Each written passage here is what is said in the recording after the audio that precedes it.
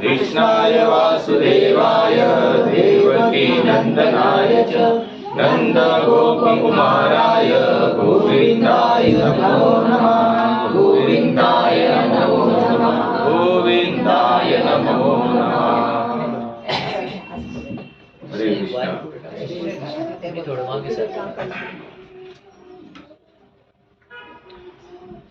हम लोगों ने गए संडे देखा उत्तान पाद जी का पूरा वंशावली। अच्छा ये बताइए किन किन महात्माओं के अंदर संवाद चल रहा था? अभी आपको कम से कम 6, 7, 8 संडे पीछे जाना पड़ेगा। किन किन महात्माओं के बीच में ये संवाद चल रहा था? अभी उन महात्माओं का यहाँ पर फुल स्टॉप हो चुका है। सुखदेव महाराज तो यहाँ पर बता ही रही है परीक्षित जी को, लेकिन विदुर जी और विदुर जी उद्धवजींना भेटल्यानंतर उद्धवजींनी विदुरजींना एका महात्म्याकडे पाठवलेलं आहे. कोणत्या महात्म्याकडे? ते आपलं ह्याच्यात कसं असतं ते टीव्ही सिरियल मध्ये ते कॉम्पिटिशन असतं, तेव्हा तुम्हाला एक शब्द सांगतो मग तुम्ही 2 सांगा. तसं मी तुम्हाला सांगतो. मै, पहिला शब्द आहे मै. इथून पुढे आता आपल्याला असं चालू करावं लागेल. ऐसा ही करना पड़ेगा. एक शब्द बोलना पड़ेगा, दूसरा आप 2-3 शब्द आगे आप लोग बोलो यानी उतना कम से जरूरत पड़ेगा. विदुर जी और मैत्रेय ऋषि का संवाद चल रहा था.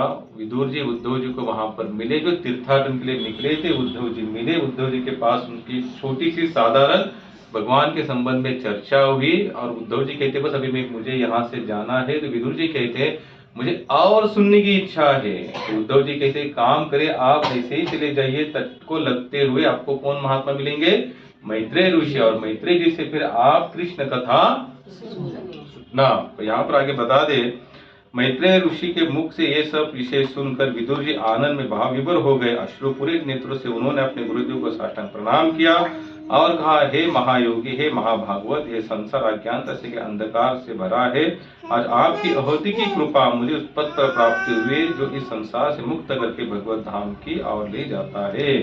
और यहाँ से विदुर जी मैत्रेय जी के पास वहीं पे उनको प्रणाम करके वहां से अभी चले हुए हैं. इसके पहले बताते हैं सुखदेव महाराज ने महाराज परीक्षित से कहा, हे नृपुरुषेष्ठ, इस प्रकार स्वयंभू मुनि के प्रथम पुत्र उत्तानपाद के वंशज का विवरण समाप्त होता है. अब मैं तुम्हें महाराज प्रियव्रत के और उनके वंशजों का इतिहास सुनाता हूँ. उत्तानपाद और प्रियव्रत कौन है? स्वयंभू मनु और शत्रुपा, इनकी 5 संतानें हुई. कौन से? 3 कन्या और 2 पुत्र. 3 कन्याओं का नाम बताइए. देवहूति, आदिति. हाँ, देवहूति और प्रसूति और 2 पुत्र उत्तानपाद और प्रियव्रत. तो हमने अब तक जिनका सुना कौन थे? उत्तानपाद थे. अब हम जिनका वर्णन सुनेंगे पूरे यानी कि पूरा वंशावली के अनुसार वर्णन सुनते सुनते आगे चलेंगे. वो कौन है? राजा प्रियव्रत. उत्तानपाद की, जिससे मैंने आपको आप सभी भक्तों को गए संडे बताया था कि उनके 10 जो पुत्र थे वो 10,000 साल तक उन्होंने तपस्या की, फिर आए, फिर संसारी बने, फिर उन्हें बहुत अच्छा सा राज्य कारभार चलेंगे. उनके बाद इस भूतल पर ऐसा कोई सुयोग्य राजा बचा नहीं था. तो तब जाकर ब्रह्मा जी ने प्रियव्रत जी को कहा कि आप फिर इस संसार में चलिए आइए और अपने इस मनुष्य जाति का उद्धार या वंश आगे बढ़ाने का प्रयास करिए. तो यहाँ पर बताते हैं चतुर्थ स्कंद के अंतिम श्लोकों में सुखदेव गोस्वामी ने स्वयंभू मनु के ज्येष्ठ पुत्र प्रियव्रत का उल्लेख किया, जिन्होंने इसलिए नारद मुनि से पूर्ण आत्मज्ञान प्राप्त करने के पश्चात भी, ध्यान से सुनना, नारद मुनि से प्रियव्रत जी ने पूरा आत्मज्ञान प्राप्त करने पर भी गृहस्थ जीवन को अपनाया. जब परीक्षित महाराज ने यह सुना तो आश्चर्यचकित रह गए कि भगवान के एक महाभागवत भक्त ने ऐसा गृहस्थ आश्रम क्यों स्वीकार किया जो भौतिक बंधन का मूल कारण तथा मनुष्य जीवन के लक्ष्य में बाधा है. देखो यहाँ पर थोड़ा उल्टा हो गया. हम लोगों ने आज तक जितनी भी कथाएं सुनी है, पहले हम क्या होते हैं यानी कि लोग पहले सब पूरा संसार को उपभोग करने के बाद दिव्य ज्ञान का उपदेश प्राप्त करने के लिए कहा निकल पड़ते हैं और निकल जाने के बाद वो फिर संसार में नहीं आते, या फिर संसार में फिर नहीं फंसना है इसलिए वानप्रस्थ या संन्यास में स्वीकार करते हैं किसी महात्मा के चरणों में शरण जाकर दिव्य ज्ञान का उपदेश लेते हैं और अपने जीवन के उद्धार के लिए निकल पड़ते। लेकिन यहाँ पर राजा परीक्षित सुखदेव महाराज को पूछ रहे हैं कि प्रियव्रत जी को नारद जी के माध्यम से दिव्य ज्ञान का उपदेश होने के बाद में, कब? पहले उन्होंने दिव्य ज्ञान का उपदेश किया, उपदेश होने के बाद में फिर उन्होंने गृहस्थ आश्रम को स्वीकार क्यों किया, जो इस पूरे जन्म मृत्यु के जंजाल का कारण बना है? ये प्रश्न आप लोगों के ध्यान में आ रहा है कि नहीं? मैं जो बताना चाह रहा हूं आप लोग इसको समझ पा रहे हैं? जैसे हम लोगों ने इतना तो सुना है कि दिव्य ज्ञान का उपदेश होने के बाद इंसान संसार से विरक्त होता है, लेकिन यहाँ पर प्रियव्रत राजा ने नारद जी से, वो भी ऐसे महात्मा से, दिव्य ज्ञान का उपदेश श्रवण किया और बाद में संसारी बने। ऐसा क्यों? ये प्रश्न परीक्षित महाराज सुखदेव महाराज को पूछ रहे हैं, ऐसा क्यों हुआ? क्योंकि भाई दिव्य ज्ञान का उपदेश करने के बाद तो इंसान संसार से उसका मन अलग हो जाता है, वैराग्य को प्राप्त होता है। कि यहाँ पर तो उल्टा हुआ। ऐसे कैसे हुआ और क्यों हुआ? ये परीक्षित महाराज जी का प्रश्न है। देखो ये भागवत जो है ना, भागवत केवल सुनना और छोड़ना नहीं है, भागवत आपको जीने की कला सिखाता है। आप जिस कंडीशन में, जिस कंडीशन, अमीर हो, गरीब हो, पतित हो या पावन हो, मैंने क्या कहा?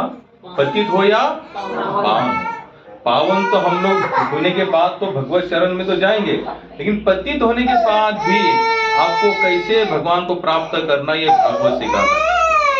क्योंकि भागवत में ऐसे बहुत सारे एग्जाम्पल हैं जो पतित होने के बावजूद भी ऐसे ऐसे लोगों ने भगवान को प्राप्त किया है। अच्छा मुझे बताइए, ऐसा कौन सा मार्ग है जो पतित जीवात्मा को इस संसार में उसको स्वीकार करता है? संसार में ऐसा कौन सा वर्ग है जो निचली स्तर का या फिर जो गिरा हुआ बंदा है उसको संसार स्वीकार करता है? एक इंसान मुझे आप लोग ऐसे ढूंढ के बताना, आप लोग छोड़िए, लेकिन हम सबके में बात करता हूं कि हम सभी भी ऐसे ही लोगों के साथ में चलना चाहते हैं, ऐसे ही लोगों के हाथ में हाथ मिलाना चाहते हैं जिसका कुछ ना कुछ वजूद इस संसार में है। जिसका कोई वजूद नहीं है उसके साथ कोई हाथ मिलाना नहीं चाहता। जो पति दे उसकी तो बात ही अलग है, यानी कि जो पूरी तरह से गया गुजरा है, दुराचारी है, दुष्कर्मी है, ऐसे लोगों के साथ तो हम उठक बैठक नहीं, वो वहां से आता होगा तो हम लोग रास्ता बदल देंगे। क्यों? वो डर लगता है, क्यों ऐसे लोगों के साथ में जाए। लेकिन भागवत इसका एग्जाम्पल है। ऐसे अनेक महात्मा की कथा है, या ऐसे भक्ति मार्ग में ऐसे अनेक लोगों की कथा आती है जिनको संसार स्वीकार नहीं करना चाहता था, लेकिन कहीं ना कहीं आध्यात्मिक से उनका लगाव हो गया और बाद में वो संसार में पूजनीय बने। स्वीकार की बात छोड़ दो, कैसे बने हो? पूजनीय। हम सबसे एग्जाम्पल देखते हैं, अंगुलीमाल था, लोगों को रोज मारकर उंगलियां काट कर उसकी माला बनाता था, गले में पहनता था। ऐसा कौन था? अंगुलीमाल। गौतम बुद्ध जी उनको एक ही बार मिले और बाद में गौतम बुद्ध जी के नामवंत शिष्यों में से वो एक शिष्य बना। यानी कि गौतम बुद्ध जी की जितने भी शिष्य परंपरा जो चलती आई है उनमें से कौन बने? नामवंत शिष्य बने। और जब उस राजा को पता चला, जिस राज्य के जंगल में रहकर वो लोगों के ऊपर अत्याचार करता था, जब वो राजा को पता चला कि वो अंगुलीमाल डकैत अब गौतम बुद्ध की जो यानी कि जो डिसाइपल है, शिष्य है, उनके साथ रहता है, फिर वो राजा आकर उनको कहता है कि आपको फिर आना पड़ेगा। तो अंगुलीमाल को उसी समय कहता है, आपको जो करना है शरीर के साथ करिए, मुझे आप किसी चीज का डर नहीं है। जब वो राजा सोचता है कि आप इसको क्या दंड दिया जाए, जब इसका दंड का कोई मतलब ही नहीं बचता, क्योंकि इसके लिए अब शिक्षा क्या हो चुकी है? गौण हो चुकी है। यानी कि उसको अब किसी चीज का डर, उसी समय उस राजा ने उसको माफ कर दिया। बोले मैं क्या दंड दूंगा, और तेरे जैसे महात्मा को तुम्हारे दंड दूंगा तो पापी तो ये कौन सा मार्ग हो सकता है? केवल एक ही है, कौन सा? भागवत या आध्यात्मिक मार्ग है, बाकी दूसरा कोई नहीं। अधमरा की कथा आती है, प्राणियों को आधा मारकर छोड़ देता था। कितना क्रूर होगा वो, पूरा भी नहीं मारता था। कैसे मारता था?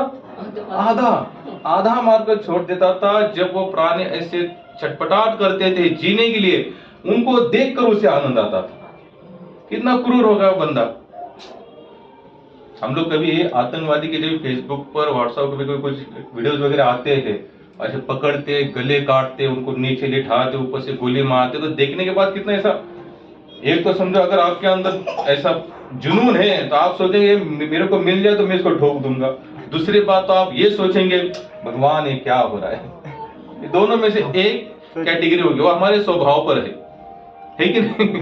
अगर आपका स्वभाव ऐसा है तो आप सोचेंगे मिल जाए तो मैं ही इसको मार दूंगा।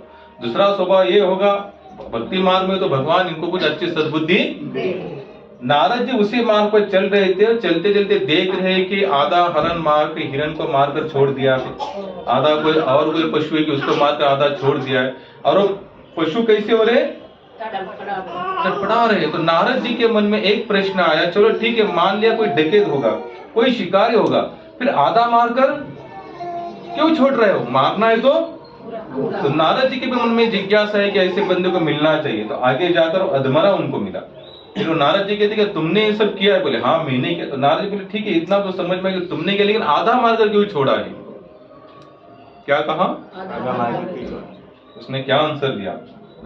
बोले हे महात्मा, ये जब छटपटाते हैं ना, तड़पते हैं, तो वो देखकर मुझे आनंद आता है। तो नारद जी कहते भैया मारना है तो पूरा मारो, आधा मारोगे तो उनको डबल पाप होगा, आधा मारोगे तो पाप तो है ही, लेकिन अगर वो जब तक उसकी जान नहीं जाती तब तक उसका श्राप तुमको लगता रहेगा। तब अधमरा को भी नारद जी ने क्या बनाया? भगवत भक्त बनाया। तो नारद जी पूछते भैया ये सब तुम क्यों कर रहे हो? अधमरा ने कहा कि मैं इनको मार देता हूँ, बाद में इनको बेच देता हूँ या फिर इनका मांस खाता हूँ, जिसके बल पर मेरा कुटुंब भरण पोषण, मेरा निर्वाह होता है। तो नारद जी कहते हैं भैया इतना सब करने से अच्छा है कि भगवान का भजन एक जगह पर बैठ के करो, तुमको सब कुछ मिलेगा। अधमरा कहता है कि इतने विश्वास से करो, अगर मैं लग जाऊं तो क्या मुझे सब कुछ मिलेगा? नारद जी बोले विश्वास करके तो देखो, विश्वास करोगे तो कुछ ना कुछ मिलेगा। अरे कुछ ना कुछ कहने से अच्छा है कि जो आपको चाहिए वो मिलेगा, लेकिन कैसे? विश्वास। जिसके पास विश्वास नहीं, श्रद्धा नहीं, उसके लिए मार्ग केवल आना है और जाना। लेकिन जिसके पास विश्वास है, श्रद्धा है, उसको यहाँ सब कुछ मिलेगा जो वो चाहता है। यानी कि उसको इंद्रिय भोग को त्याग कर जो उसकी अंतरंग जो इच्छा है, हम कौन है आखिर? जीवात्मा। हमको भगवान से अटैच होना यही तो एकमात्र हमारा कर्तव्य है। परम कर्तव्य कौन सा? एक कर्तव्य है जो हम सब उसको निभा रहे। कोई पत्नी बनाए, कोई पति बनाए, किसी का बच्चा बनाए, कोई बाप बनाए, कोई दादा बनाए, कोई दादी बने, ये हमारा केवल कर्तव्य है, परम कर्तव्य नहीं। परम कर्तव्य क्या है? हम भगवान के थे, भगवान के हैं और भगवान के रहेंगे। हे नाथ मैं आपका और आप मेरे। राम सुखदास कहते कि हे भगवान आप मेरे और मैं आपका हो। अधमरा नारद जी के शब्दों पर विश्वास रखकर वही भजन करते बैठ गया उसी जंगल में। अब उस जंगल में से कोई आता जाता नहीं था। क्यों? लोगों को डर था कि यहाँ पर कोई डकैत रहता है जो जाते ही लोगों को मार देता, ऐसे भी नहीं मार देता, आधा मार कर छोड़ देता, लूटता है वो अलग से। लोगों ने जाना बंद कर दिया। कुछ दिन के बाद पता चला वो डकैत यहाँ पर है ही नहीं, लेकिन कोई महात्मा आकर बैठा है, रोज क्या करता है? हरे कृष्ण या नाम कीर्तन करता है। तो गांव से एक लोग वहां पर धीरे धीरे जाने लगे। जाते जाते अब जो जाकर आता उसको अनुभूति होती, बोले बहुत अच्छा महात्मा है, वहां पर तो सब कुछ है। तो वो आके कहता तो गांव वाले आओ, ऐसे करते करते करते करते वहां पर तो लाइन लग गई वहां पर।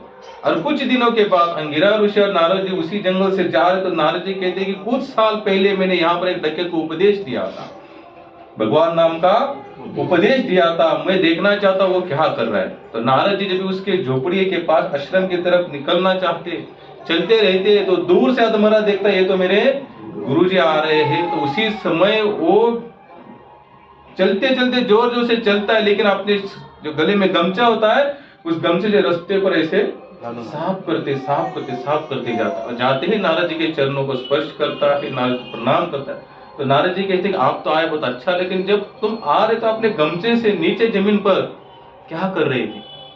वो कहता है कि इस आश्रम के जो रास्ता है, इस रास्ते बहुत सारी चींटियां है, मुझे डर लगता कि मेरे पैरों के नीचे ये आ ना जाए और ये मर ना जाए।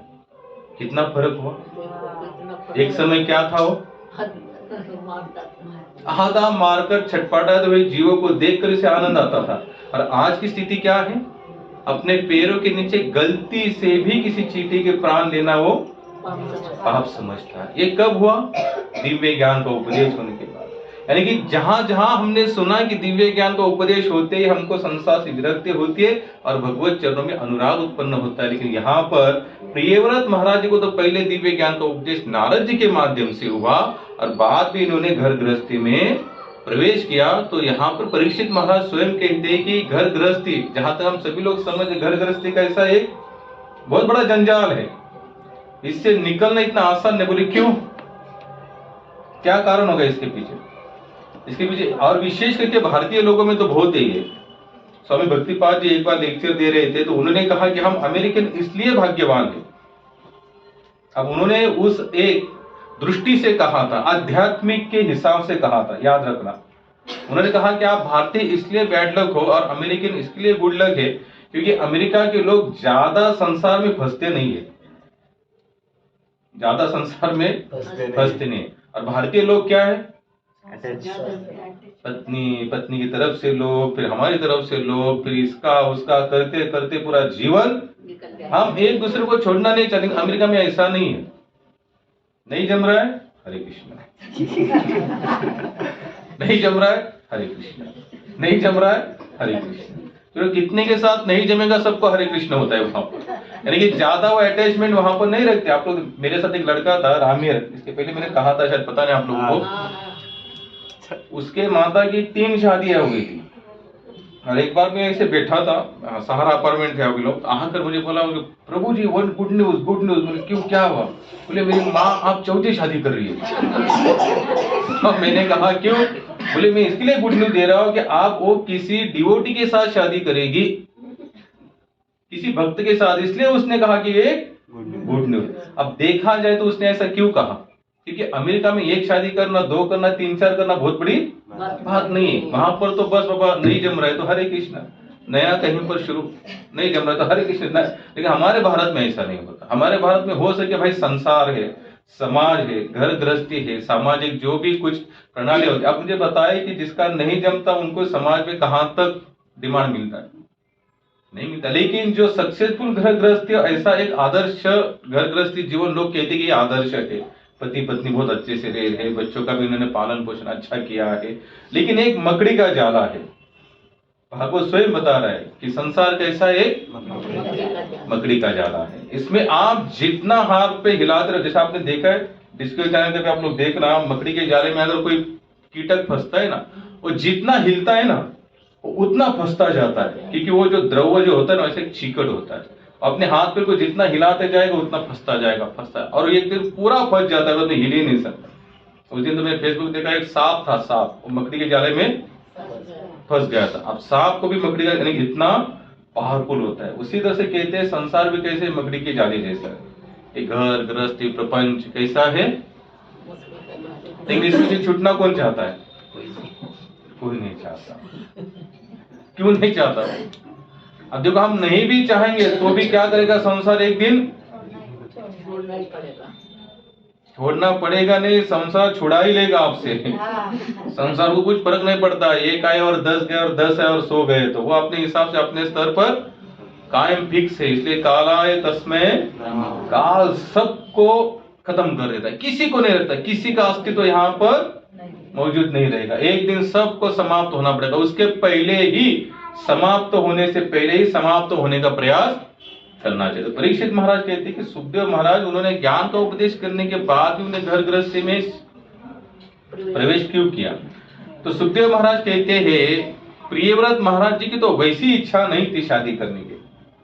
प्रियव्रत महाराज जी को तो वैसी इच्छा शादी करने की नहीं थी, और दिव्य ज्ञान का उपदेश मिलने के बाद तो बिल्कुल ही नहीं थी। फिर उन्होंने शादी क्यों की? जैसे मैंने इसके पहले भी बताया कि उत्तानपाद जी का वंशावली जब समाप्त हुई तो इस संसार को आगे चलाने के लिए कोई नहीं बचे थे। तो वही स्वयंभू और शत्रुपा की जो एक संतति थी वो राजा प्रियव्रत थी, और सबने उनको कहने के बावजूद, यानी कि ब्रह्मा जी फिर उनको कहने के लिए आए। ब्रह्मा जी कौन है उनके? हाँ बोला कौन? दादाजी। ब्रह्मा जी कौन है? दादाजी है। तो ब्रह्मा जी स्वयं आए क्योंकि उनकी इच्छा थी, और ब्रह्मा जी भी भगवान के आदेश के अनुसार इस सृष्टि को आगे बढ़ाने के लिए प्रयास कर रहे थे। ब्रह्मा जी की अपनी पर्सनल कोई इच्छा नहीं थी, लेकिन भगवान ने कहा कि ब्रह्मा जी आप इस सृष्टि को क्या करो, आगे बढ़ाओ। तो उन्होंने देखा कि उत्तानपाद जी का तो वंश पूरी तरह से खत्म हो चुका है, आप हमको प्रियव्रत को ही कहना है। तो वो स्वयं आते गंधमादन पर्वत पर, प्रियव्रत राजा वहीं पर रहते थे, अपने साधन भजन पूजन में लगे हुए थे। तो वहां पर ब्रह्मा जी आते, स्वयं दादाजी आते। तो दादाजी आने के बाद ब्रह्मा जी उनको कहते हैं कि आपके पास जब समय है और मैं खुद भी चाहता हूं कि आप क्या करो, सृष्टि को आगे बढ़ाओ, लेकिन फिर भी प्रियव्रत राजा मानने के लिए तैयार नहीं थे, क्योंकि उनको ऐसे भी ज्ञान का उपदेश हो चुका। तो वो सोच रहे मैं क्यों इस झंझट में पढ़ूं। फिर स्वयंभू ने कहा, स्वयंभू मनु कौन है, उनके पिताजी। फिर दोनों ने मिलकर जब कहा तो वहां पर उन्होंने फिर उस बात को स्वीकार किया। तब जाकर प्रियव्रत राजा ने शादी की, विवाह किया। देखो हमारी इच्छा चाहे कितनी भी हो, हमारी इच्छा कोई मायने नहीं करती। प्रभुपाद या संत समुदाय कहते हैं कि हमारे और आपकी इच्छा से हमें कुछ नहीं मिलेगा। हम लोग क्या करना चाहते हैं भक्ति मार्ग में, हम अपनी इच्छा से कुछ प्राप्त करना चाहते हैं। या प्रभु आते आते जागा या हरे कृष्णा या आत्मदिया हरे राम राम राम हरे हरे, हरे कृष्णा कृष्णा कृष्णा हरे हरे, हरे राम राम राम हरे। प्रभु जी आइए, आप भी अंदर, जगह है अंदर, चाहे तो बैठने की इच्छा तो आ सकते हैं अंदर। हरे कृष्णा कृष्णा कृष्णा हरे हरे, हरे राम राम राम हरे हरे, हरे कृष्णा कृष्णा कृष्णा हरे हरे, हरे राम राम हरे हरे। देखो अब हम जिनका जीवन चरित्र जो पढ़ रहे या फिर सुन रहे, देखो भागवत सुनने के बाद, कोई भी कथा सुनने के बाद अपना रोल वहां पर कहीं पर निर्माण करो, अपने को वहां पर देखने का थोड़ा बहुत प्रयास करो। अगर हम लोग अपने को देखने का प्रयास नहीं करेंगे ना, कुछ मतलब नहीं बनता। जैसे नॉर्मल है, हम कोई सीरियल देखते हैं, कोई पिक्चर देखते हैं कि नहीं? कितने लोग सीरियल और पिक्चर देखते हैं? मैं भी देखता हूँ, इसलिए मैंने हाथ दिए तो आप बोलेंगे प्रभु जी ने ऐसा कैसे, उनके घर में तो टीवी है। चलो ठीक है, नहीं सीरियल देखते, पिक्चर नहीं देखते। चलो ठीक है, अगर हमने पिक्चर भी देखा सीरियल, तो कहीं ना कहीं वहां का जो सत्वगुणी रोल होगा ना, यानी कि अच्छा, जैसे हीरो हर कोई बनना चाहता है, पिक्चर का हीरो हर कोई बनना चाहता है। जैसे पिक्चर में कोई हीरो कोई कार्यक्रम करेगा, हमको लगता है कि हम भी ऐसे विलन कौन बनना चाहता है क्या? अच्छा, कोई माता जितनी सीरियल देखती है, सीरियल में जो भी अच्छी सास, अच्छी बहू, सब अपना रोल वहां पर ज्वाइन कर देंगे। मैं भी तो ऐसे ही हूँ और हमारे सास बहुत गलत है, और जितने गलत रोल होंगे ना, हम किसी और को थोपना शुरू करेंगे। यही होता है। लेकिन याद रखना, एक महात्मा कहते हैं, सुभाषित भी वो कहते हैं, टीवी का जीवन पूरी तरह से काल्पनिक है, उसमें इतनी भी सच्चाई नहीं है। और आजकल जितना भी घर में, समाज में जितने भी प्रॉब्लम है ना, 99% प्रॉब्लम उस बॉक्स के अंदर से आ रहे हैं। हम लोगों के दिमाग में कुछ नहीं था। आप थोड़ा पहली जो जीवन शैली थी ना, पहले लोगों की, आज भी गांव गांव में देखना, ऐसे काफी गांव है जहां पर टीवी नाम का चीज है नहीं। तो वो लोग केवल उठते हैं, खाते पीते हैं, अपने बस कुल मिला साथ, और उनको ये पक्का पता है साथ में रहेंगे तो जिएंगे। और टीवी, जब से टीवी आया है, घर घर में जैसे गया है, तब से लोगों का माइंड एक तरह से सेट हो चुका है, हम किसी से कम नहीं। मेरे अंदर बहुत सारी ताकत, मैं भी लड़ सकती हूँ, मैं भी लड़ सकता हूँ। ये कहां से निकला सब? प्रभुपाद तो हमें TV is mad box, idiot बोलो या मैड बोलो, एक ही होगा वो। इडियट पागलों का क्या है, वो डब्बा है। उसमें से अगर आप लोग देखना जो देखो, हालांकि उसमें कुछ गलत भी आ रहा है ऐसा नहीं, बहुत सारी अच्छी चीजें भी आती, लेकिन देखते कितने हैं अच्छी चीजें? देखते हैं अच्छे। लेकिन अगर आप अच्छी भी देख रहे हो, बुरे भी देख रहे हो, इसका मतलब अच्छी नहीं देख रहे हो। फिर अगर अच्छी भी देख रहे हो और बुरे भी देख रहे हो, आप संस्कार भी देख रहे हो और फिर कोई सीरियल भी देख रहे हो, इसका मतलब संस्कार का असर हुआ ही नहीं, तो इसलिए सीरियल में हम लोग घुस रहे। और संस्कार का असर, आस्था का असर होता तो सीरियल की तरफ जाने का कोई चांस ही नहीं है। इसको कॉम्बिनेशन मत करना। आध्यात्मिक भौतिक दोनों ऐसे अलग है। अगर आप सोचेंगे इन दोनों का मिक्सिंग जूस करेंगे तो वो डाइजेस्ट नहीं होने वाला। भक्तिपाद कहते ये जो एक गर्दन है ना, एक ही, सबको कितनी गर्दन है? या रावण तो कोई है नहीं, एक ही गर्दन है।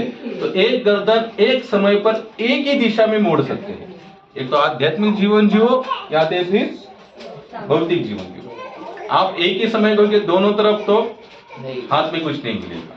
तो यहाँ पर प्रियव्रत राजा ने जब उन्होंने कहा कि नहीं सुनना चाहिए, तो उन्होंने अपनी इच्छा को क्या किया, त्याग दिया। हम लोग वही पॉइंट पर आएंगे जहां से हम जाते थे, ठीक है। हम कहां से थे, उन्होंने अपनी इच्छा को त्यागा, और जो आचार्य थे, जो बड़े जो ब्रह्मा जी थे, स्वयंभू मनु थे, तो उन्होंने उनकी इच्छा को स्वीकार किया। एक महात्मा कहते हैं कि इस आध्यात्मिक जीवन में यशस्वी होना है ना, आपको सक्सेस क्या करना पड़ेगा, त्याग तो करना पड़ेगा। एक त्याग है हमारी इच्छा के अनुसार, और एक त्याग है महात्माओं के कहने के इच्छा के अनुसार। भक्तिपाद जी बुक में लिखते हैं, अगर आपको कोई महात्मा या आपने जिनको आदर्श माना है, अगर आपको वो कहते कि आप एसी में बैठ के भजन करो, तो आपके लिए वही साधना है। अगर आप सोचेंगे मैं तो धूप में खड़ा रहूंगा, गंगा के किनारे वही भजन करूंगा, वो साधना नहीं, क्योंकि आपने क्या किया है, आदर्शो यानी कि जो आचार्य है उनके शब्दों का खंडन किया, उल्लंघन किया है। पुढे गेली त्यांची मंदावेता, जो आगे चले हैं उनके पद चिन्हों पर क्या करो, बस चलते। आपको कुछ नहीं करना, यहाँ पर नया कुछ नहीं करना है। लोग सोचते कुछ नया करे, कुछ नया करे, कुछ क्या नया करोगे। हरिनाम हरिनाम हरिनाम एव केवलम कलव नास्तेव नास्तेव नास्तेव गतिर अन्यथा।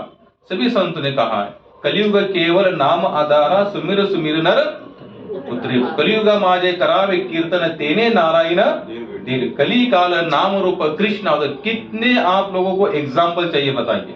पूरा शास्त्र केवल नाम के ही बल पर भरा पड़ा है, लेकिन हम लोग कुछ अलग ही करना चाहते हैं, कुछ अलग। लोगों को लगता है ये नाम नाम क्या है, हमेशा भजन करो भजन करो भजन करो। क्या रखा है नाम में, नाम में ही सब कुछ रखा है।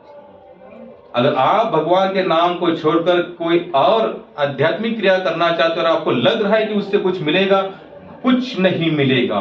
ठेंगा अंगूठा मिलेगा आपको। आखिर सभी जितने भी कली काल में जितने महात्मा आए, उनको बताया उनका सार क्या था, केवल नाम नाम और जितने भगवान के नाम पर। मैं इनको क्यों बता रहा हूं, प्रियव्रत राजा की इच्छा थी कि शादी नहीं करने की, उन्होंने तो प्रण लिया था, लेकिन उन्होंने कहा, आचार्य ने कहा नहीं आपको शादी करनी चाहिए। तो उन्होंने क्या किया, अपनी इच्छा को दबा दिया, साइड में रख दिया। जब तक हम हमारी इच्छाओं के अनुसार कुछ प्राप्त करना चाहते हैं, कुछ नहीं मिलेगा। गुरुजी ने कहा है झुको तो झुको, गुरुजी ने कहा है 2 और 2 5 तो 5, वहां अपना दिमाग लगाने 2 और 2 4 होते। महाराज आप तो गलत हो, नहीं कुछ होगा। अगर आपके पास कोई आदर्श नहीं है तो स्वयं भगवान है, कृष्ण है, राम है, उनको आदर्श मान के चलिए। तुकाराम महाराज, ज्ञानेश्वर मौली, मीराबाई, कबीर जी, कितने सारे महात्मा है, उनको आप डायरेक्ट आचार्य मानिए। अगर आप जैसे आप लोग आजकल देखो क्या कहते, जब हम लोग जाते हैं भात, हम कहते आज कहाँ बचे हैं संत और समुदाय, कहाँ ऐसे साधु संत बचे। हम कहते हो नहीं बचे, मत मानो किसी को।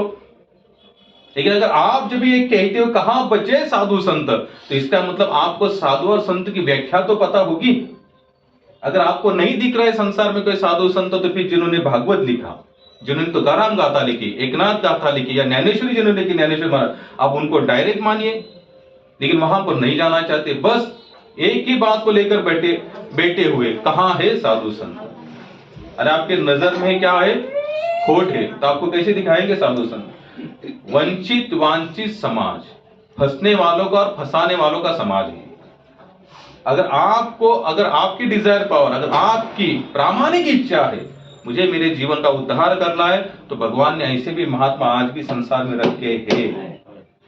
लेकिन आपकी इच्छा पर निर्भर करता है। आप लोग ये मत समझना कोई महात्मा चलकर आएगा, चमत्कार दिखाएगा, फिर आप हा हा हो करेंगे और फिर उसके पीछे भागेंगे। ऐसा कुछ काम का नहीं है, कि चमत्कार तो 2 दिन होगा, बाद में। ज्ञानेश्वर महाराजांच्या काळामध्ये चांगदेव महाराज काय होते बाबा, चमत्कारच केला ना त्यांनी। किती वर्ष होते प्रभू, 1400 वर्ष। आणि 1400 वर्ष त्यांनी काय करावं, फक्त चमत्कार। आमच्या इथे एक बाबा येतात, वारकरी बाबा, ते सांगत होते एकदा, म्हटले चांगदेव, वो बता रहे थे चांगदेव महाराज 1400 साल तक इस संसार में रहे। कितना, 1400 साल तक इस संसार में रहे। और केवल उनके पास योग्य विद्याएं थी, सिद्धियां बहुत थी। वो क्या करते थे, शेर पर बैठते थे, सर्प का चाबुक बनाते थे और उससे मारकर शेर को चलाते थे। और यहां तक ताकत थी, वो महात्मा बता रहे थे, किसी गांव में अगर चांगदेव महाराज जाते, उसी समय अगर कोई मर जाता, किसी की डेथ हो जाती, तो चांगदेव महाराज जाकर उसको जीवित करते। जब उनकी ख्याति इस तरह से फैल गई कि चांगदेव महाराज मरे हुए को भी जिंदा करते हैं, तो लोगों ने मरे हुए लोगों को मरने के बाद, यानी कि लोग जब मरते थे तो गांव वाले कहते कि चांगदेव महाराज आने तक इसको रखो, कि चांगदेव महाराज इनको जीवित करेंगे। चलो ठीक है, मान लिया। उन्होंने 1400 साल यहाँ पर रहे, बहुत सारी सिद्धियां योग बल पर उन्होंने प्राप्त की। आखिर कहाँ झुकना पड़ा? ज्ञानेश्वर महाराज के सामने, वो भी उनकी छोटी बहना मुक्ताबाई के सामने। गुरु के क्यों? 1400 साल जाने के बाद भी उन्होंने जो लेटर लिखा, तो उनको पता, अब क्या होता है कि उस समय ज्ञानेश्वर महाराज के भी कुछ चमत्कार होते थे। हालांकि ज्ञानेश्वर महाराज चमत्कार करना नहीं चाहते थे। देखो, चमत्कार करना और चमत्कार होना जमीन आसमान का फर्क है। मैं जो बोल रहा समझ ले, चमत्कार करना और चमत्कार होना, इसमें जमीन आसमान का। जैसे तुकाराम महाराज भूतल से वैकुंठ चले गए, उनकी लड़की भागीरथी, वो कहते बाबा आप चले गए, मुझे बिना मिले। तुकाराम महाराज फिर नीचे आए उनको मिलने के लिए, तो वो आते नीचे तो भागीरथी कि बाबा आप यहाँ आए वैकुंठ से, लेकिन आप मैं आपका आदान प्रदान कैसे करूं, आपका स्वागत, आपको क्या खिलाओ पिलाओ, कुछ है नहीं। तो तुकाराम महाराज बोलते, बोले बाहर नंदी खड़ा है, उसका जाकर दूध निकालो और वही दूध मुझे पिलाओ। अब नंदी कहां से दूध देगा, पॉसिबल ही नहीं। लेकिन तुकाराम महाराज ने चमत्कार नहीं किया, बस उनके मुख से जो माता सरस्वती निकाला सो उन्होंने कह दिया। उनकी गाथा जो लिखते थे सारांश करके जगनाड़े महाराज, उनको भी एक दो बार वो ऐसे रुक गए कि इस अभंग की व्याख्या क्या है, तो उन्होंने तुकाराम महाराज में नहीं समझ पा रहा, आपका अभंग है, आपकी व्याख्या आप ही बता सकते हो। तो फिर एक बार नीचे आए। तो इन लोगों ने चमत्कार करना नहीं चाहते थे, होते थे चमत्कार, होते थे। और चांगदेव महाराज चमत्कार करते थे। और चमत्कार करने के पीछे का हेतु क्या था? जब मैं कोई चमत्कार करूंगा तो 4 लोग मेरी वाह वाह वाह क्या करेंगे, वाह वाही करेंगे। अब उसी समय हमारे ज्ञानेश्वर महाराज थे, उनके भी चमत्कार थोड़े चलने, जैसे उन्होंने रेड़े के, यानी कि जो रेड़ा था, भैंसा था, उसके मुख से वेदों का पठन, तो उनका नाम होने लगा। अब ना बाद में उन्होंने देखा कि वो झोपड़ी में बंद है और उनको जो भाकरी करनी थी, उन्होंने अपने पीठ पर ज्वालाग्नि निर्माण की, यानी कि अंदर जो हमारी जो अग्नि थी उसको ही प्रज्वलित किया बाहर की तरफ। उनका बॉडी उतना गर्म हुआ कि उन जो भाकरी कर रही थी मुक्ताबाई, तो वो वहां पर सेक ली। तो ऐसे चमत्कार हुए। तो उस समय चांगदेव महाराज देख रहे थे कि लोगों का गुट या लोग, कुछ लोग हैं जो ज्ञानेश्वर महाराज के पीछे भाग रहे। देखो, ईर्ष्या इतनी भयानक होती है, आपको अच्छाई फिर अच्छाई दिखना ही बंद हो जाती है अगर ईर्ष्या है तो। अगर ईर्ष्या नहीं है तो आपको तो फिर कहीं पर भी अच्छाई दिखना शुरू हो जाएगी। तो चांगदेव महाराज को पता चला भैया ये तो मेरे से आगे बढ़ रहे। तो चांगदेव महाराज बोलते एक बार इसका मेरा आमना सामना डिबेट हो जाए। आजकल का शब्द है, क्या हो जाए, डिबेट। वही होता है ना आजकल टीवी पर क्या होता है, एंकर बुलाता है, 2 लोग आप आ जाओ, 2 लोग आप आ जाओ और भिड़ो, लाइव टीआरपी मिलेगी, हमको लाइव मिलेगा। हम लोग बोलेंगे लगा तो 8:30 बजे कुछ होने वाला है। हम लोग देखना बैठना शुरू करते हैं। तो चांगदेव महाराज बोले डिबेट करने बुलाएंगे। अब उस समय तो फोन नहीं थे, अब लेटर लिखा जाता था। अब चांगदेव महाराज लेटर तो लिखना चाहते, लेकिन लिखे क्या? अब भाई मैं अगर आपको लेटर लिखना चाहूं तो मैं पहले क्या करूंगा, आपको नमस्कार, हरे कृष्ण, प्रणाम, फिर लिखना शुरू करूंगा। अब चांगदेव महाराज सोच रहे कि मैं क्या लिखूं, इनको मैं नमस्कार क्यों नमस्कार करूं, मेरी तरफ से मैं थोड़ी नमस्कार लिख सकता हूं। अच्छा चलो ठीक है, अगर बिना नमस्कार के लिखो, ऐसे लेटर लिखो, तो लोग क्या कहेंगे, देखो इनको तो शुरुआती जो मशकूर होता है वो भी आता नहीं, तो इनको दोनों तरफ से फंस गए। तो उन्होंने कहा एक काम करो, ऐसा ही भेज दो, कोरा ही भेज दो। ऐसे भेज दिया उन्होंने, बिना लिखे भेज दिया। अब ज्ञानेश्वर महाराज ने देखा तो उनको समझ में आना है, निवृत्तिनाथ जी ने, सोपान जी ने देखा तो उनको समझ आया। आखिर सभी तीनों भाई कहते भाई का ही काम करो, मुक्ताबाई को दो, शायद मुक्ताबाई कुछ लिखकर। तो लेटर कहाँ चला गया, मुक्ताबाई के पास, और मुक्ताबाई ने लिखा है ये तो कोरा ही है। बोले मेरी तरफ से लिख दो। क्या लिखा, चांगदेव तुम कोरे थे, कोरे ही हो। 1400 साल तुमने तपस्या की, सिद्धियां प्राप्त की, लेकिन 1400 साल भी पहले क्या थे? कोरे। और आज भी कैसे हो? कोरे। अब ऐसे लेटर लिखा। अब पहले से इनका अहंकार जो था, ईर्ष्या जो थी, ईगो था, पहले एकदम हाई हो चुका था, और लेटर ऐसा आया तो ईगो और बोले आप अनाउंसमेंट कर दो मैं मिलने आ रहा हूं करके, उनको कहे आप भी मिलने आओ कर। ईर्ष्या जब एकदम फूल जाती ना ऐसे, फिर इंसान क्या कर सकता है? ये कुछ बोल नहीं सकते। चांगदेव महाराज ने अनाउंसमेंट कर दिया, और फिर ये यहां से निकले, अपने हजारों शिष्यों के साथ निकले। शक्ति प्रदर्शन होता है ना टीवी में जो नेता है, कोई गुंडा है, कोई चलता है रास्ते से, अपना क्या करता है? एक प्रकार का शक्ति प्रदर्शन करने का मेन टारगेट क्या होता है? दबदबा, होल्ड, मेरी ताकत, मेरी पावर, मेरे पास सत्ता कितनी बड़ी है। लेकिन ये मूर्खों को पता नहीं भाई, एक झटके में क्या होगा?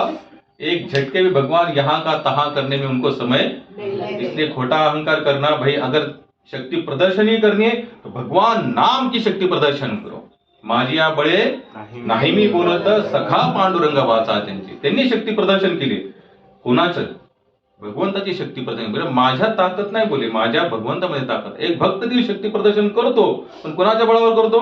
भगवंताच्या बळावर करतो। तोही हार मानत नाही। प्रभुपाद जेव्हा पहिल्यांदा, प्रभुपाद जब पहली बार गए अमेरिका ना प्रभु, उनके पास कुछ नहीं था, कुछ नहीं था, यानी कि एक भी डिसाइपल नहीं था और एक भी सेंटर, मंदिर फिंदिर कुछ नहीं था, भाड़े से रूम में रहते थे। एक प्रेस वाला आया उनके पास और वो कहता है कि प्रभुपाद आप भारत से यहाँ पर आए तो आपके कितने फॉलोअर्स है? अब ध्यान से सुनना, मैंने पहले क्या कहा, उनका एक भी फॉलोअर्स नहीं है, एक भी सेंटर या मंदिर नहीं है। तो उन्होंने कहा कि आप भारत से यहाँ पर आपके कितने फॉलोअर है? प्रभुपाद ने कहा हजारों। कितने कहा? एक भी है क्या उनके पास अभी फिलहाल?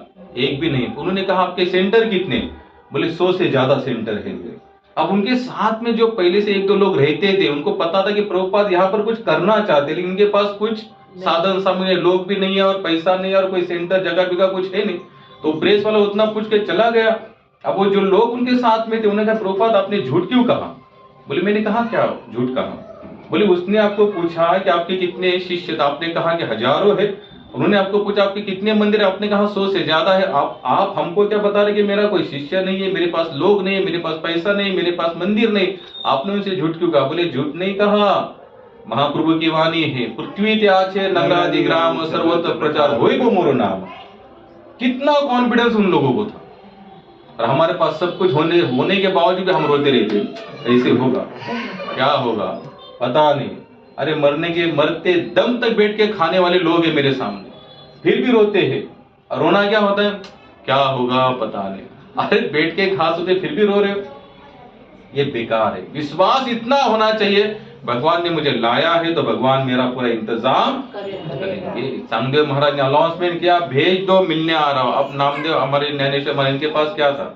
ये तो शेर पे बैठे, सर्प का चाबुक किया, हजारों शिष्यों के हाथ चले, बेंजो पार्टी चली उनके साथ, शंख बज रहा है, थाली बजे। भाई लोग निकलते शक्ति प्रदर्शन करना है तो ऐसे ही होता है।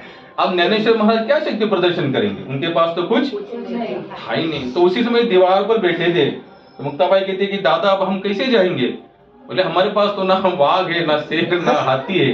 बोले कोई बात नहीं, इस दीवार पर बैठो, हम इसी को कहेंगे। और वो बैठे और उसको कहा कि हे दीवार मैया तुम चलो। तो दीवार उड़ने लगी आकाश में और चली। चांगदेव महाराज ने देखा, अरे बाप रे, इन्होंने तो निर्जीव के ऊपर भी अपनी सत्ता जताई, मैंने तो सजीव पर, वाघ शेर एक ऐसे सब जिंदे प्राणी सजीव है, इनको अगर मैं कंट्रोल कर, कोई बड़ी बात। लेकिन इन्होंने तो जो पत्थर है जिसके अंदर कोई जीव नहीं है, निर्जीव है, इसको कहा चलो तो ये। उसी समय चांगदेव महाराज का अहंकार टूट गया, नीचे उतरा, तुरंत उनको समर्पण। और आखिर शिष्य किनके बने? ये आपको पता है उन्होंने उनका शिष्यत्व क्यों स्वीकार किया था? कौन सी घटना घटी कि जिसके कारण उन्होंने, चांगदेव महाराज ने मुक्ताबाई को अपना गुरु चुना? आप जब से उनका अहंकार टूट गया, तो चांगदेव महाराज कहते देखो मैंने जो कुछ भी प्राप्त किया, कि मुक्ताबाई जो तुमने कहा मैं कोरा था, कोरा हुई है, तुम्हारी बात सही है बोले, उसमें शंका नहीं। और मेरा पूरा अहंकार टूट चुका है, अब मैं आपके साथ रहना चाहता हूं, आप लोग आपके चरणों में मुझे जगह देना। अब देखो चांगदेव महाराज कहते, अब चांगदेव महाराज तो कितने साल के हैं? और मुक्ताबाई कितनी 7, 8, 10 साल की है। तो कहती मैं मुक्ताबाई के साथ में रहूंगा। क्या कहते चांगदेव महाराज?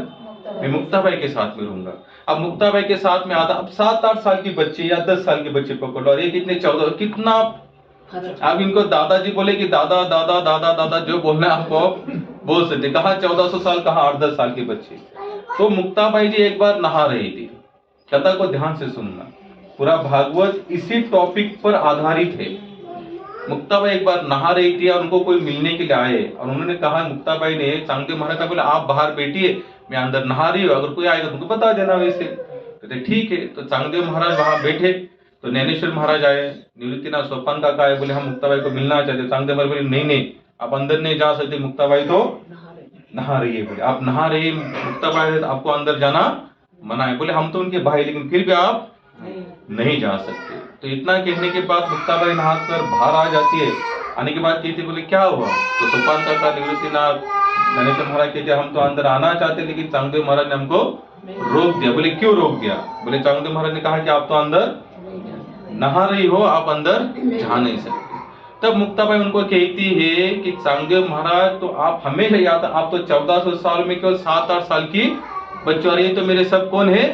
भाई है। मेरे लिए सब प्रक्रिया गौण है।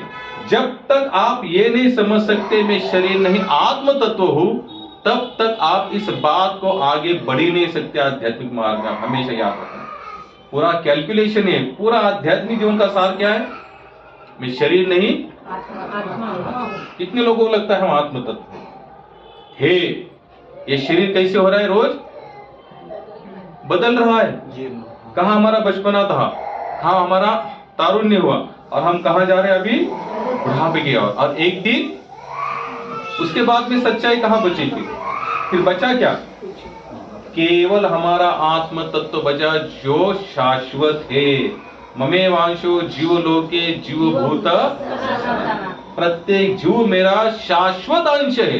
भगवान ने हमारे शरीर को कहीं पर उल्लेख नहीं किया, लेकिन जीवात्मा और पर आप देखना भगवत गीता या भागवत में भी देखना, दो ही शब्दों का जब हमारे आप का जो उल्लेख आता है, हम सबका उल्लेख है, लेकिन कैसे उल्लेख है? जीवात्मा के रूप में। और भगवान का उल्लेख कौन से रूप में है? परमात्मा के रूप में। शरीर का कहाँ उल्लेख है मुझे बताना। भगवत गीता का दूसरा अध्याय आप लोग कभी ध्यान से पढ़ना, उसको देखना। उसमें कम से कम 72 श्लोक है, सबसे बड़ा अध्याय, सेकंड अध्याय। उसमें कम से कम पहले 25-30 अध्याय केवल जीवात्मा क्या है, उसका अस्तित्व कैसे हो, तो आया कहां से और जाता कहां है। और जीवात्मा ही हम सबकी पहचान, दूसरी कोई पहचान नहीं। तो मुक्ताबाई कहती कि चांगदेव महाराज आज भी आपके नजर में एक शरीर है, और आत्म तो आप तो आप पहचानते ही नहीं। उसी समय चांगदेव महाराज मुक्ताबाई को गुरु कहते। बोले आपने हमारे आंखें खोली कि मैं तो आज तक यही समझता कि मुक्ताबाई नाम का कोई शरीर है, ज्ञानेश्वर महाराज नाम का कोई शरीर है, निवृत्तिनाथ या चांगदेव महाराज के नाम का कोई, लेकिन हम तो शरीर नाशिवंत देह जाणार सकळ, आठवे गोपाळ तेच हित ना विश्वास। अब मुझे बता देना मैं पॉइंट पे कहाँ था, कितने लोगों को याद है? नहीं वो तो हो गया, वो तो चांगदेव महाराज आए भी, उन्होंने दीक्षा भी ली। महाराज ऍक्शन झाली होती करतो। अच्छा, हम उस पॉइंट में से इन कथाओं में क्यों आए थे? किस पॉइंट से इन कथाओं के अंदर आए थे हम लोग? हाँ, मकड़ी का जाला। मकड़ी का जाला, संसार कैसे है? तो प्रियव्रत राजा कहते हम नहीं करना चाहते। तो फिर ब्रह्मा जी स्वयं भी समझाते, तब जाकर प्रियव्रत महाराज का विवाह होता है, और उनसे एक संतति निर्माण अग्निद्र। अग्निद्र के होते नाभि, नाभि के होते भगवान ऋषभ, ऋषभ के होते महाराज भरत। अब हम यहाँ समय क्या हुआ? 8:15। अब देखना, अभी हम एक ही चरित्र लेंगे, प्रियव्रत राजा का है, क्योंकि समय जो समय बचा है उस समय में हम लोग अगर आगे जाएंगे, ऋषभ देव भगवान थे, तो वो भी कथा पूरी हो नहीं पाएगी। प्रियव्रत राजा ने पूरी तरह से संसार किया, जैसे हम लोग जनरल संसार करते हैं, पत्नी बच्चे, और एक नहीं 2-2 शादियां की उन्होंने बाद में। कितनी? 2-2 शादियां की। उनके सारे वंशज भी हुए, लेकिन भागवत में जिनकी कथा आती है, उनका एक था लड़का, उनका नाम अग्निद्र, और उनके आगे से फिर वंशज आगे, फिर कथा जो चलती है ऐसी सीरियल वाइज चलती आती है। प्रियव्रत राजा ने इतना भोग भोगने के बाद भी एक दिन उनके मन में यानी कि जरा अवस्था आने के बाद, कौन सी अवस्था आई? जरा वृद्धपन। जब बुढ़ापा आया तो बुढ़ापा आने के बाद उनके मन में फीलिंग निर्माण हुई कि मैं कर क्या रहा हूं। आत्म साक्षात्कार या संतों का सानिध्य कभी खाली नहीं जाता। हमारे अंदर अगर बुढ़ापा आने के बाद भी अगर हमारा आध्यात्मिक जीवन अगर ऐसे फूल जैसे खिल नहीं रहा है, इसका मतलब फिर हमें अब तक हमने आध्यात्मिक जीवन जीना शुरू ही, जन्म मृत्यु जरा व्याधि दुख दोषनु दर्शन। संसार कैसा है? जन्म है, मृत्यु है, जरा और व्याधि है। लेकिन यहाँ पर जरा व्याधि आने के बाद भी कितने लोगों को लगता है कि नहीं, अभी हमको भगवान की सेवा में लगना चाहिए। अंतिम क्षण तक भी टिके रहते, कैसे चलेगा, मेरे पोता अब नहीं पढ़ रहा है, अब इस पोते का क्या होगा। अरे अब तुम्हारा जाने का समय है, लकड़े तो आगे नंबर लगा कर खड़े हैं शमशान में, फिर अभी भी आपके दिमाग में यही चल रहा है कि पोते का क्या होगा, पोते का क्या होगा, नाती का क्या होगा।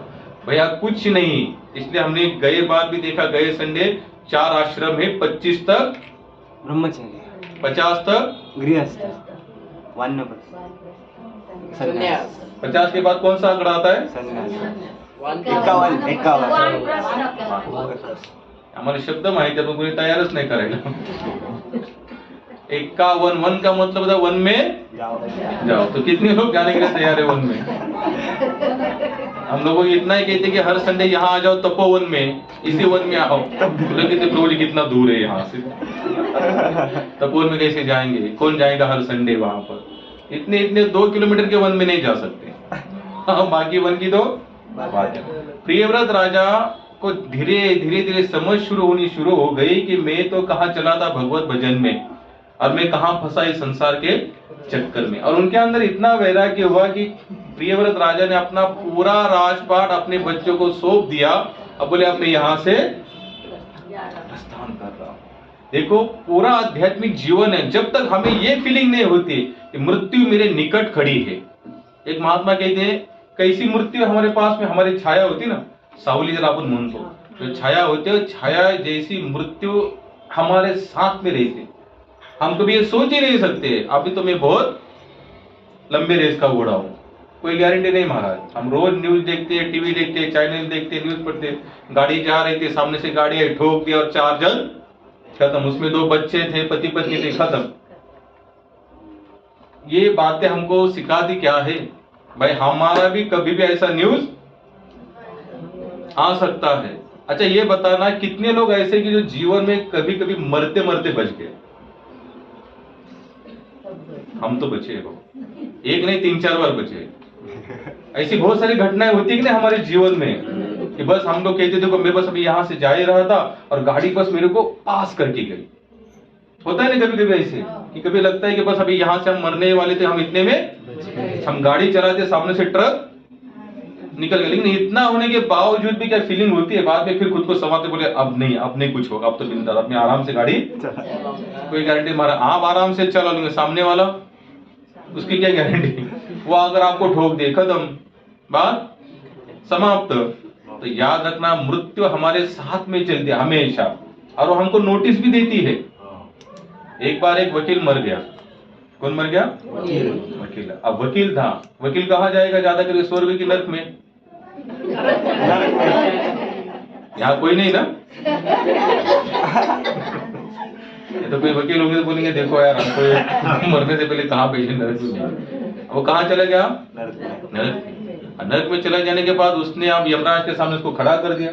यमराज के सामने खड़ा कर दिया तो यमराज बोले भाई इनका लेखा जोखा देखो जरा, चित्रगुप्त इनका अकाउंट ओपन करो, फेसबुक सब, ट्विटर सबका अकाउंट ओपन करो, इसने क्या क्या किया है देखने दो मुझे। हमने बहुत सारे अकाउंट खोले ना, लोग कहते प्रभु जी आपका फेसबुक पे अकाउंट है, ट्विटर में, व्हाट्सएप पे। चित्रगुप्त के पास भी हमारे अकाउंट है, उसका नाम क्या है? चित्रगुप्त अकाउंट। चित्रगुप्त क्या मतलब? मैंने इसके पहले चित्र गुप्त, गुप्त रीति से चित्र निकालता है। हमको पता भी नहीं चलता, हम कहते हमने यहाँ गए थे, हमको किसी ने देखा नहीं। हाँ उसके पास सब है बाबा। उसने अकाउंट खोला, बोला भाई ये वकील है, इसने बहुत सारे ऐसे केस लड़े हैं, ये झूठे पुट्टे ऐसे वैसे, तो इनको नरक में सजा पहले भोगनी है, और छोटा मोटा कुछ कर्म भी अच्छा किया है तो फिर अच्छा ही बाद में देखेंगे, पहले नरक में जाना है। तो यमराज आते थे, बोले इनको लेके जाओ। वकील कहते हैं रुको, आप मुझे ऐसा हाथ नहीं लगा सकते। बोले क्यों? बोले मैं जिस भूतल पर रहता था, अगर हम वहां पर किसी को कहीं पर लेके जाना है तो उसको पहले हम नोटिस देते थे। क्या देते थे? नोटिस। और बोले मुझे तो आप लोगों ने मार दिया, यानी कि आपने मुझे क्या किया? मार दिया। बोले गलत है, आपने मुझे एक भी नोटिस नहीं भेजी। अगर आप मुझे नोटिस भेजते तो मैं गीता के अनुसार अंत काले च मामे स्मरण मुक्त हुआ, मैं तो मुझे पता चलता मैं मरने वाला हूं तो मैं तुरंत भगवत गीता लेकर बैठ जाता और उसको पढ़ता। जो फांसी देते ना, तुम्हाला माहिती असेल प्रभुजी, कोर्टामध्ये फांसी, किसी को फांसी होती ना, अपने धर्म के अनुसार उसको उसके धर्म ग्रंथ के कुछ श्लोक सुनाई, उसके कानों पर श्लोक देते थे। जैसे भगवत गीता में फांसी का जो श्लोक यही है, अंत काले च मामे स्मरण मुक्त हुआ। गीता के कुछ श्लोक उसको सुनाएगा तब जाकर उसको फांसी।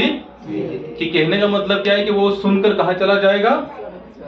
भगवत धाम जो भी है उनका जो भी सिस्टम होगा। वकील कहता है कि यमराज महाराज तुमने कोई नोटिस नहीं दिया। यमराज ने कहा भाई नोटिस भेजा था हमने। क्या भेजा था? यमराज की नोटिस कौन सी नोटिस होती है यमराज की? तो बोले बताओ कौन सी नोटिस थी? पहली नोटिस। बोले एक नहीं, दो नहीं, 3 नोटिस भेजी। बोले कौन सी भेजी? बोले पहले हमने आपकी आंखें धुंधली कर दी। यमराज की नोटिस कौन सी है? हमारे आंखों को उसने क्या कर दिया? जैसे हम लोग जैसे बूढ़े होते हैं ना, बूढ़े जैसा हमारा शरीर जीर्ण या क्षीण होते जाता है, इंद्रिया एक एक सपोर्ट करना शुरुआत करती है हमारे आंखों से। बोले आंखों की नोटिस मैंने भेज दी, भाई आंखें अब तुम्हारी डाउन होती जा रही, इनको दिखना थोड़ा कम हो रहा है, ओझल हो रहा है, बोले शरीर जीर्ण हो रहा है, जाने का समय नजदीक। पहली नोटिस थी तो तुमने उसी नोटिस को ठुकरा दिया। तुमने क्या कर दिया?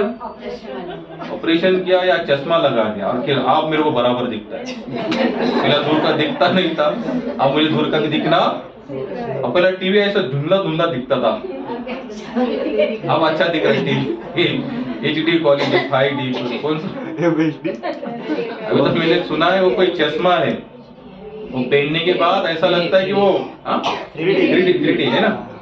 उसके कोई थिएटर भी चल रहे हैं। हमारा सत्यवत प्रभु यहाँ नहीं तो वो पूरा बताता क्या कुछ, उसके पास वैसे बहुत सारी चीजें है। बोले चश्मा पहनने के बाद ऐसा लगता है हीरो बस अभी अपनी तरफ ही आ रहा है, हीरोइन अपनी तरफ ही आ रही है। वो तो वहां है, हम यहाँ है। कुछ नहीं है बाबा, ये सब क्या है? एक माया के। बोले पहली नोटिस भेजी तुमने, उसको ठुकरा दिया। बोले दूसरी कौन सी भेजी थी? बोले तुम्हारे बाल काले कर दिया हमने, बाल सफेद कर दिया। सुन रहे यानी आप लोग सुन रहे हैं, जो अंतिम नोटिस है आप लोग भी चेक कर रहे हैं सब, ठीक है नहीं? बाल मैंने क्या कर दिया तुम्हारे? सफेद कर दिए। तो तुमने उसी नोटिस ठुकरा दिया, गोदरेज का लेके आए, एक बार काले ही रहे। मुझे लोग कितने तो लोग मुझे बोलते प्रभु जी आप थोड़ा बाल काला करो जो है वो। कितने बार तो मैं और पत्नी जब साथ में जाते तो एक दो बात मुझे एक दो लोग बोले भी आपके पिताजी है क्या? लेकिन मुझे वो अच्छा ही नहीं लगता, बाल क्यों काले किए? हमने क्या किया उसी नोटिस को भी? बोले लास्ट की नोटिस कौन सी थी? बोले लास्ट में हमने तुम्हारे दांत गिरा दिया। ये अंतिम नोटिस होती है। दांत गिराने का मतलब क्या होता है? यानी कि दांत टूट गए, अब तुम्हारी अग्नि शक्ति भी खत्म होने जा रही है, क्योंकि आप चबाकर खाने उसकी लाड़ नहीं बनेगी तो तुम्हारा जाना। इसे तुमने क्या किया? नहीं लगा दिया। और फिर बोले अब तो मैं कुछ भी खा सकता हूँ, अब मैं कुछ भी खाने के लिए। बोले हमने नोटिस भेजी थी नोटिस आपको, लेकिन आपने क्या किया? तीनों की तीनों नोटिस है।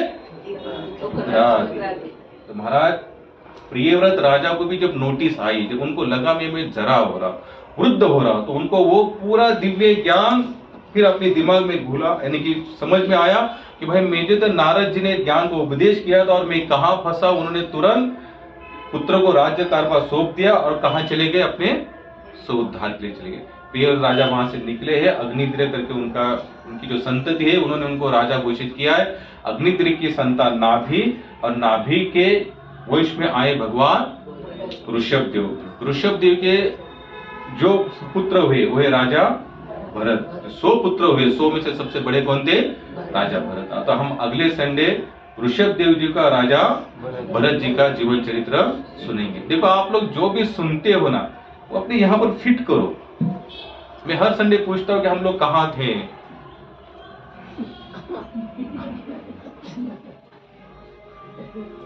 जब तक ये फिट नहीं होगा ना तब तक आप इसको समझ ही नहीं सकते। और ये एक बार फिट हो गया ना तो समझने के लिए कुछ बाकी रहता भी नहीं। इसलिए कहते नित्यम भागवत सेवन, नित्य भागवत का सेवन होना चाहिए। गीता भागवत करके श्रवण अखंड चिंतन, इस तरह से होगा तो हमको चिंतन भगवान का होगा। हरे कृष्णा।